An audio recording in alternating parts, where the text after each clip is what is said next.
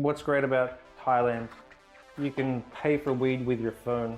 Hi, my name is Logan, and in 2014, I left Australia with a suitcase, a guitar, and a one-way ticket to Asia. I left because back then I was already convinced that the country was headed nowhere good. Even 10 years ago, house prices were already ridiculous. Australia produced absolutely nothing with all of our infinite resources. The economy was entirely dependent on China's construction boom. The word entertainment had become synonymous with gambling. And the cost of living, especially utilities and transport, were absolutely absurd. So for those of us who had older brothers and sisters in the Gen X bracket, we already realized that there was a disparity between them and us, even though we followed the same path as them. So by 2010, our big brothers and sisters, they were getting married, they were buying houses, they were having kids. Meanwhile, barely any of us millennials were getting married, couldn't afford it. Barely any of us were having kids, couldn't afford it. Contract and temp work was becoming more common than full-time job, and looking at houses for sale on domain.com.au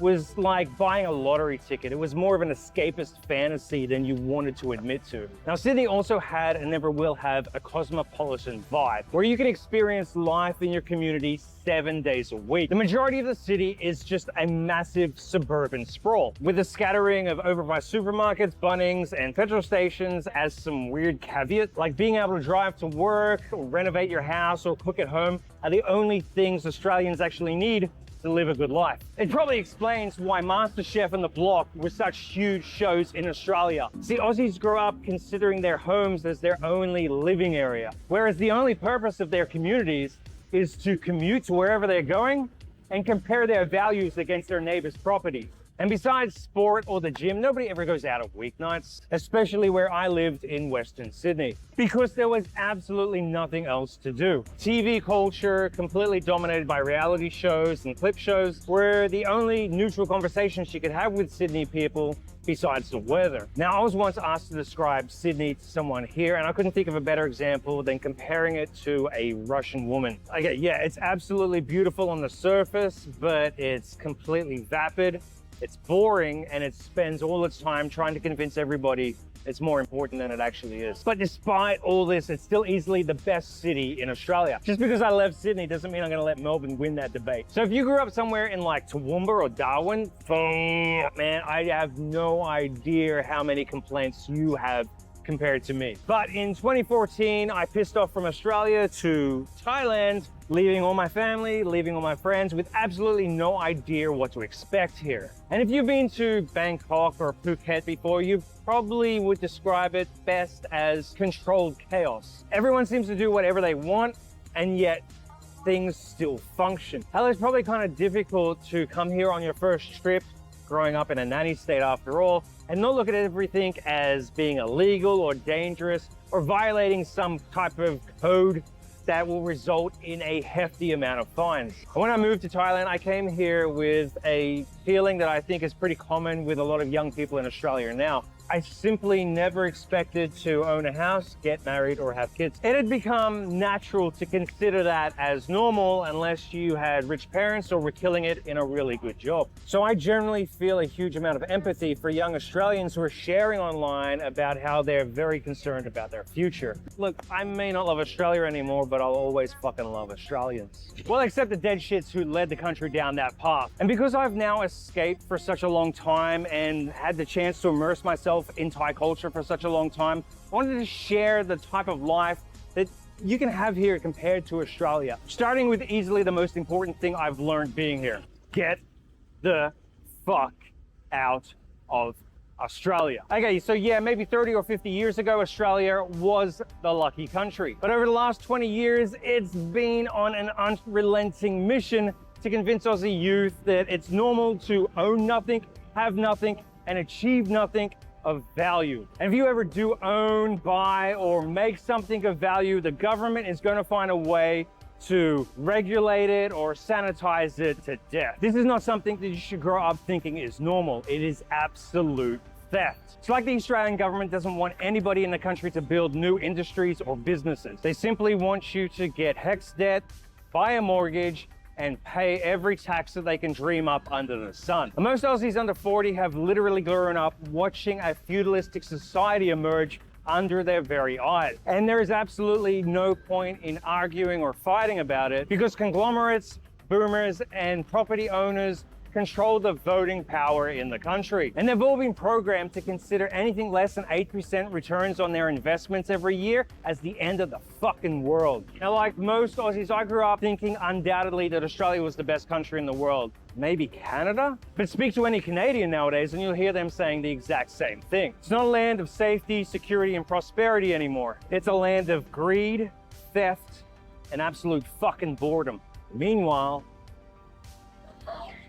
this is Thailand. You probably know it better as the place with ping pong shows, ladyboys, and beer buckets. Or according to Big Mike, it's the land of ripstarts.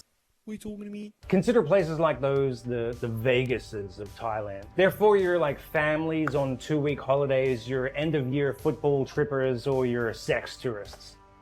That's a pretty eclectic mix of people when you think about it. But for me now, Thailand is more about safety, security, and prosperity. See, I'm not living here as an English teacher, scuba diving instructor, or some digital nomad who's gonna run out of money in a couple of months. And I'm also not living in Bangkok or Phuket or some tropical island. And I'm not living around drunk foreigners, Russians escaping the war, or teenagers celebrating a full moon party either. I live in a regional town in Thailand where the population is 99% Thai. Consider my new hometown kind of like the equivalent of Thailand's Wollongong. I'm an hour south of the biggest city in the country, Bangkok. We have our own beach. There is a big university here, and tourism is mostly domestic rather than foreigners. But that is where the similarities end, because crime is non-existent here. Houses are 80 to 90% cheaper. Cost of living is ridiculously low. Every night of the year, all year round, restaurants, cafes, bars, and markets are filled with people enjoying life. Everyone is so nice all the time, you actually wonder if they're fucking robots. And that's just the benefits of my town. It's far from all that Thailand has to offer. It's perpetually summer here. You can fly to the rest of Asia in 2 or 3 hours on multiple cheap carriers. You have affordable tropical islands to holiday at all year round. The malls here make Australian ones look absolutely pathetic. It is cheaper to eat out every day here than cook. The country operates on a 24-hour economy. Cheap forms of transport are available everywhere. You can go out at night without worrying about junkies or thugs.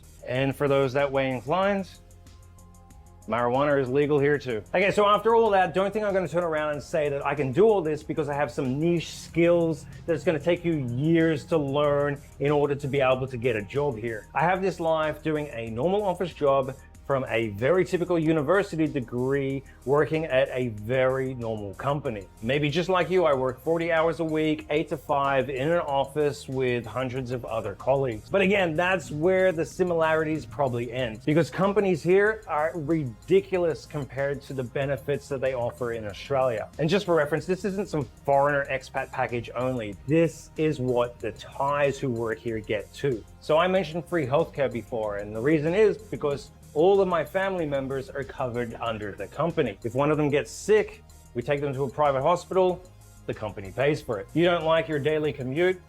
Fine. Most companies provide free transport to and from work. Don't like having to pay for or prepare your lunch each day? No problem, because most companies here provide free lunch with a variety of different meals. Want to have a good social environment with your work colleagues? No worries. Most companies provide good holidays, events, and trips all year round. Just take a look at one of my older videos of what it's like to go on the company trip with the factory staff, because it gets crazy. And best of all, the bonuses here are fucking nuts. In the 10 years I've been here, there has not been one bonus that has been less than 6 months of the annual salary. You'll find some companies here that will even offer up to 9 months. So imagine starting every year with half of your annual salary already in your bank account. Now, we'll be realistic about this though, because the salaries here are generally lower than in Australia. It really depends on the size and type of the company that you actually work for. But getting ahead isn't about how much you earn anyway, it's about how much you save. When you're paying only 20-30% of the equivalent for housing, transport, entertainment, medical, it works out heavily in your favor. So if you've made it this far into the video, then the only two things that I hope that you get out of it is the fact that there are maybe other options that you may have never known about before, and that they can use existing skills that you already have. And I have no idea why other foreigners don't talk about this here already, because there are a lot of foreigners doing it here now. Maybe it's because they're too busy enjoying life rather than telling strangers. Now, it's also not going to help that there's a lot of people who live over here who get quite vocal about saying that you can't do this. And honestly, if you don't know anything about Thailand, it's probably easy to get sucked into believing that information. The last thing you want to do is listen to some retired taxi driver or someone who worked in a boiler room here 20 years ago and act like that is what is taking place with white-collar work in Thailand in 2024. But I'll go into more detail on why times have changed in Thailand in the next video. Oh, this video is taking ages to make, so let's just buy some fucking weed, man. I'll take a gram of this. 1 gram? Yeah. Okay. That's 400 baht, Shepa? 400 baht. Yeah. Let's do the maths on 400 baht. What's that in Australian? That is 17 bucks.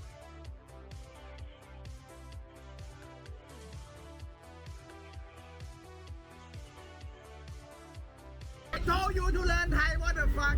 You live here for fucking 10 years but can't speak Thai. Why do you sound Chinese? Huh?